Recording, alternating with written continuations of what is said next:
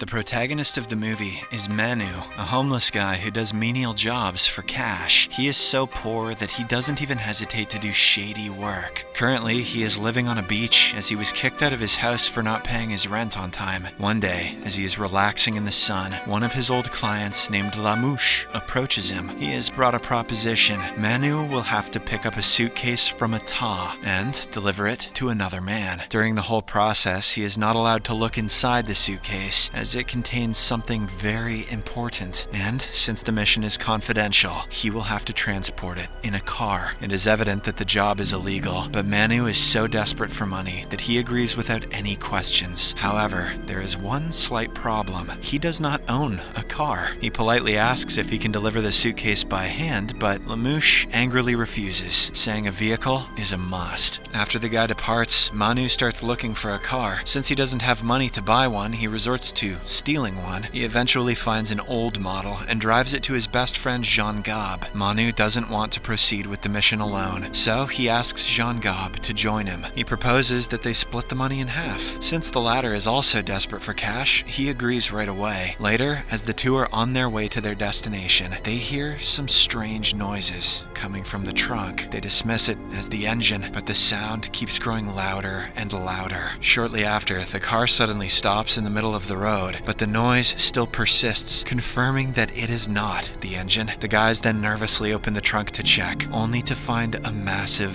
fly kept there. This shocks the two, as the insect looks like it has come from another planet. They promptly close the trunk and start discussing their next move. Manu wants to throw the fly away so that they can make room for the suitcase they are about to pick up. However, when he tries opening the trunk, it gets stuck. This leaves him worried, as Lamouche has instructed him to keep the suitcase inside the trunk. As he struggles to come up with a solution, an idea strikes Jean-Gab's mind. He proposes that they tame the insect and teach it how to steal money and food from others. This will be worth way more than the 500 euros they're about to get from their target. Manu likes the idea, so he immediately gets on board. The two then quit their current mission and decide to focus on the fly, but at first they will need a place to stay, as the insect cannot be seen in public. After a while of wandering around, they spot an old trailer. Because they are in the middle of nowhere, they decide that it is the perfect place to train the fly. The only problem is that an old man lives inside it. But Manu has a solution for everything. He engages the man in a conversation before knocking him out from behind. The two friends then tie him to a barrel and take over the trailer. While searching around the place, they find food, tools, and even a gun. Manu has never used one in his life, but nonetheless, he keeps it for protection. The two then use the tools to finally open the car's trunk. After this, they decide to bring the fly inside and tie duct tape around it so that it doesn't escape. Just then, the old man reveals that he has hidden 3,000 euros nearby, and he will gladly give it to them if they let him go free. Manu doesn't even question him, and he agrees to escort him there. Meanwhile, Jean-Gab decides to stay in the trailer and look after the fly. Along the way, Manu stops the car and starts searching around for the gun. This gives the old man enough time to open the door and make a run for it. By the time Manu realizes what has happened, it's too late. He returns home and sadly tells his friend that he didn't get the money. To his rage, Jean-Gab has bought cat food with the remaining cash they had. He explains that they have to feed the fly first, as it is their only hope of survival. By the evening, the creature devours all the food, but it is still hungry. The friends are also starving, as they haven't eaten anything in 24 hours. So, the very next morning, they come up with a risky plan. Using the gun from earlier, they threaten a stranger and force him to buy groceries for them. When they return home, Manu immediately gets to cooking, while Jean-Gab starts training the fly. He lovingly names it Dominique, after his ex-girlfriend. The fly appears to be a quick learner, but it will take several days before it can start understanding commands. While the two friends are engrossed in conversation, Manu forgets that the gas stove is on. Because of this, the kitchen and subsequently the whole trailer catches fire. Manu barely manages to escape with a pot of broth. Now, the two have become homeless again, but at least they have a vision in mind. They spend the evening taking sips from the broth, while also feeding it to the insect. That night, they then try to sleep in the car, but Manu is clearly uncomfortable because of Dominique's strange noises. Thus, he gets out and sleeps in the open. In the morning, he proposes that they sell the car and get a better one where they can sleep comfortably. However, when they try to drive away in the car, it doesn't start. Manu then comes up with yet another solution. He uses a pony bicycle to drag the car to the dealership. Along the way, they are stopped by a group of youngsters. One of the girls, named Cecile, thinks Manu is her school friend, Fred. He tries to explain that he isn't the one, but she is so excited to meet him after long that she doesn't pay attention. She then invites the two to her farmhouse, where they will be going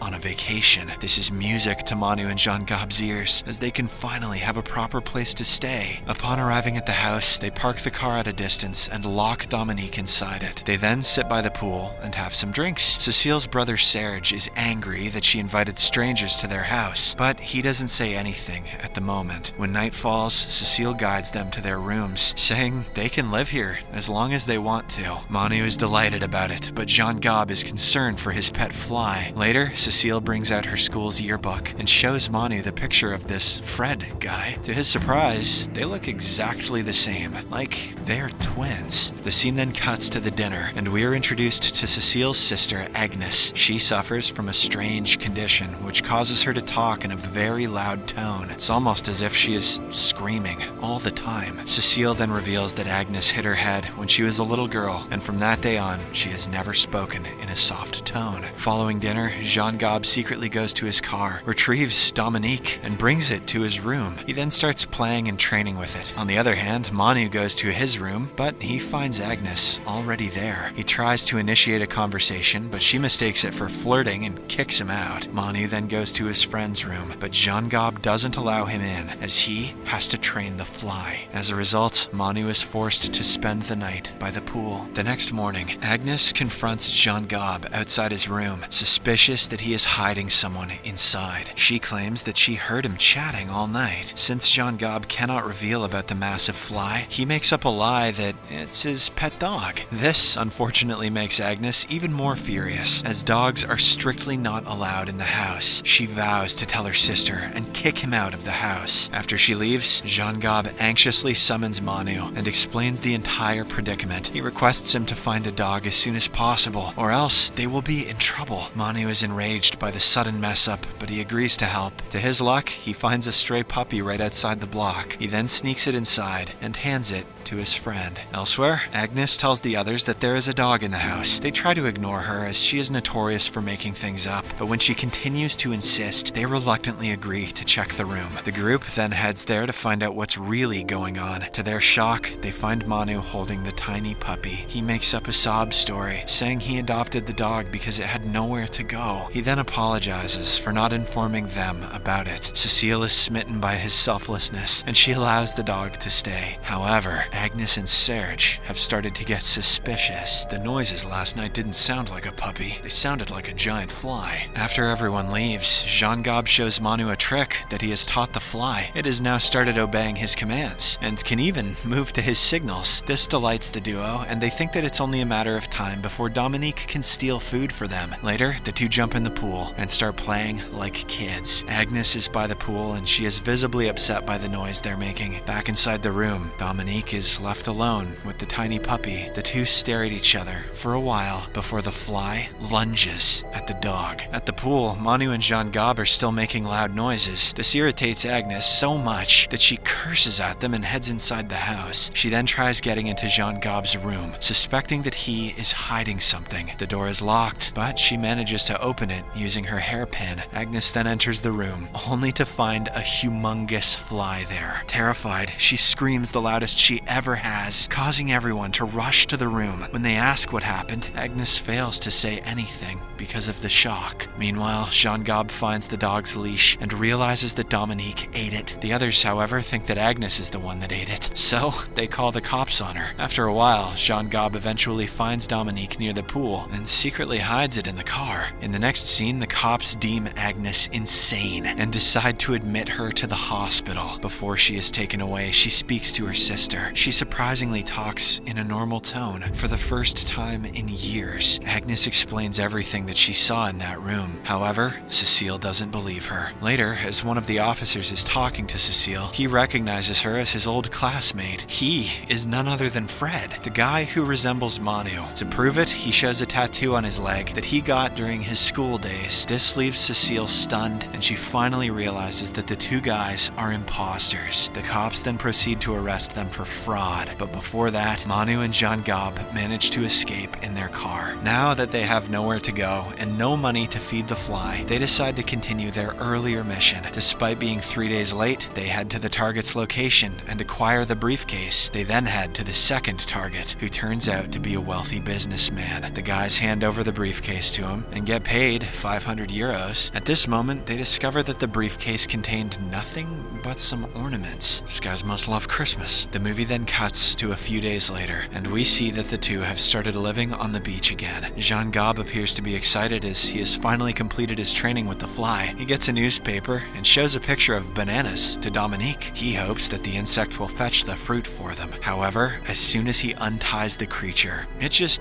flies away. Jean-Gob still hopes that it will return, but Manu is sure that it won't. Now that they're back to square one, they get emotional and start talking about friendship. Manu says that they don't need the fly, as they have each other to rely on, and that is the most important gift one can get. Jean-Gob nods his head in agreement, but he is still distraught that his pet left him. The two then get inside the car and start the engine, but as they are about to leave, Dominique suddenly appears with a bunch of bananas.